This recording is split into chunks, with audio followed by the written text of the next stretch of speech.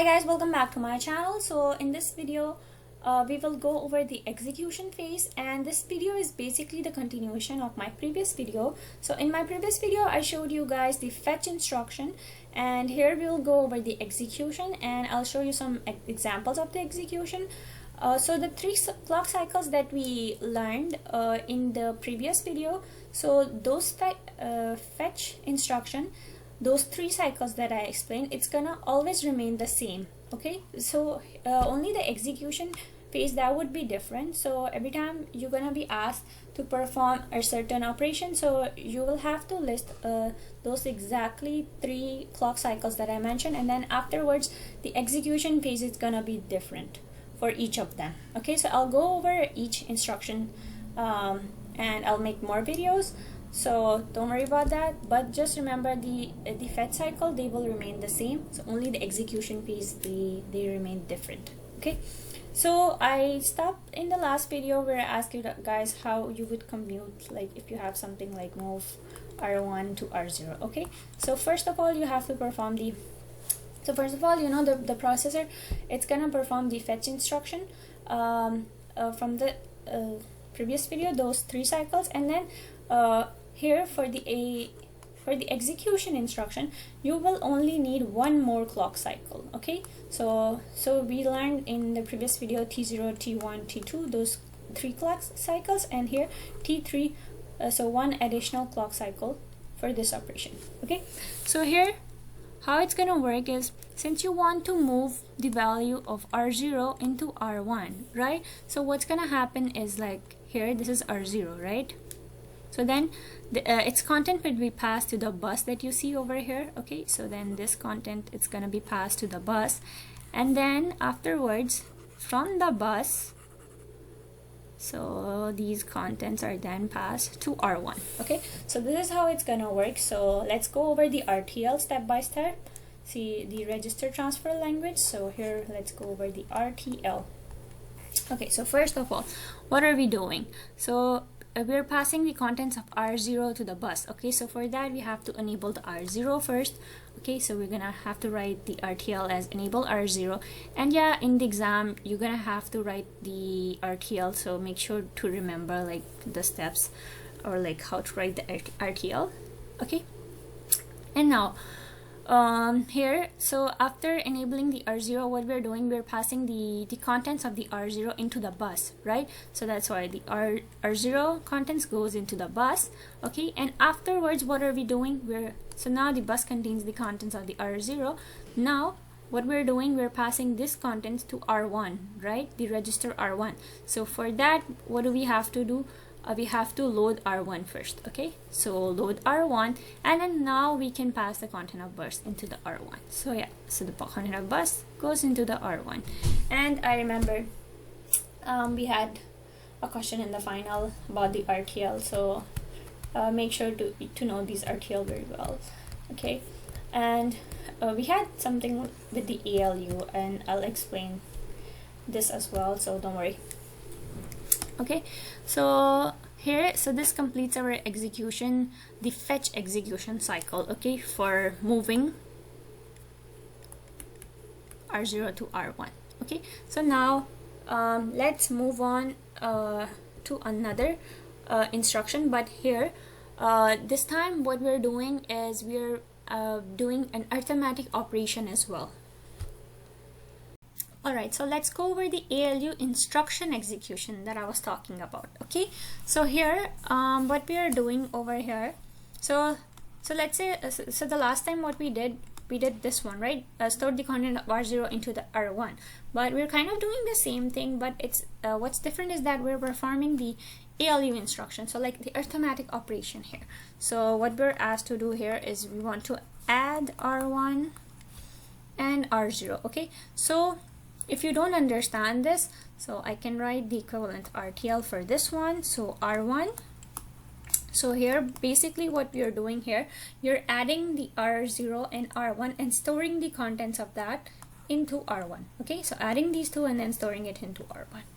So that's what we have to perform here. So again, so the first three cycles to perform this operation was, so the processor would fetch the instruction, of course, right, using the 3 clock cycles that we learned in the previous video. Okay, so that would be the first step. Okay, and after fetching the instruction, the next step would be to perform the execution, right?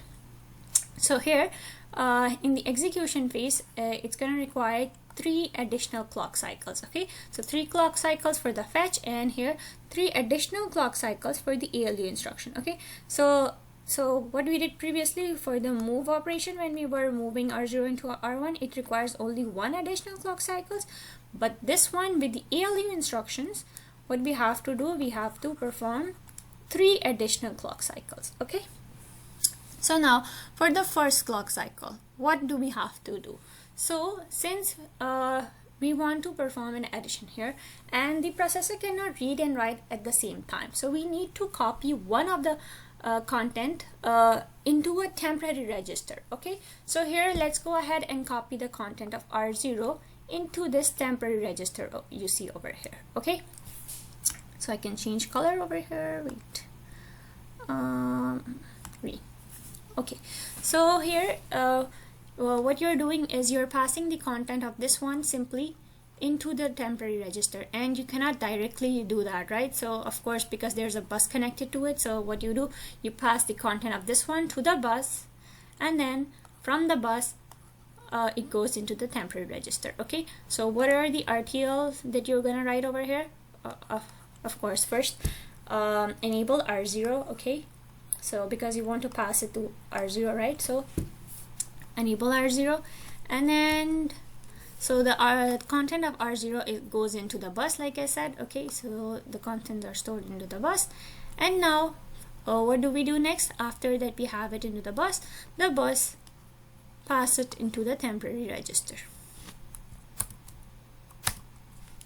And yeah, before you pass it to the temporary register, you have to load the temp as well, right?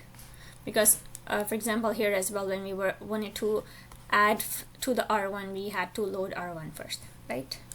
So yeah, so this is our first cycle. So now for the second cycle, okay, so now for the second cycle, now that you have copied the value into the temporary register, now you just have to put it into the ALU. Okay, so what are your steps over here? You're passing the temporary like the values that you stored at the temporary register to the ALU. Okay, so now passing it to the ALU. Okay, and after that you have it in the ALU, so you're gonna do the operation, the add operation for the ALU, because we want to do again the operation, the addition, right? So that's why add ALU mode. And next, what do? We have to store it into the result register. Okay, so here, so the value in from the ALU gets passed into the result. Okay,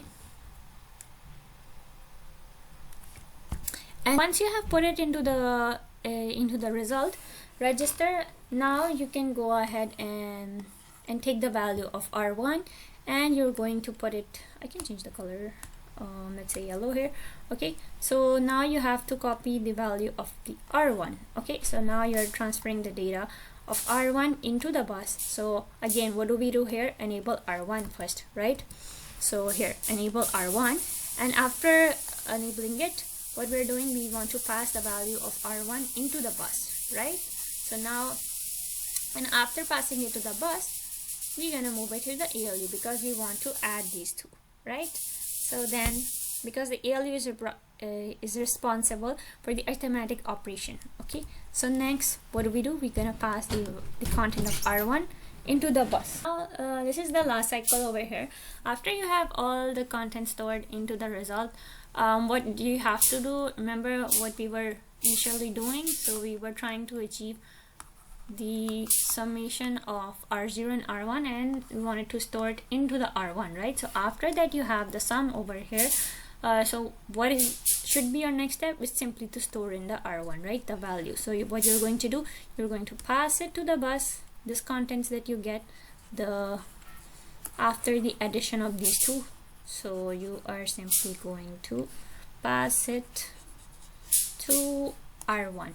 Okay, and here, see, so the RTL would be here, enable result, Okay, wait, enable result. Okay, and then what are we doing over here? We are passing it to the bus. Okay, so the result goes into the bus. Okay, and then what are we doing? From the bus we want to pass the content into the R1. So first we have to load R1. Okay, and then passing the value of the bus into the R1, and this completes our 3 cycles for the ALU execution instruction. Okay, so like I said, only the execution execution instruction they changes. The fetch instruction, it's gonna remain the same no matter what execution instruction you have. Okay, so yeah, so just remember this, and in the next video we'll go over the jump execution, so make sure to check out that video. Okay, bye.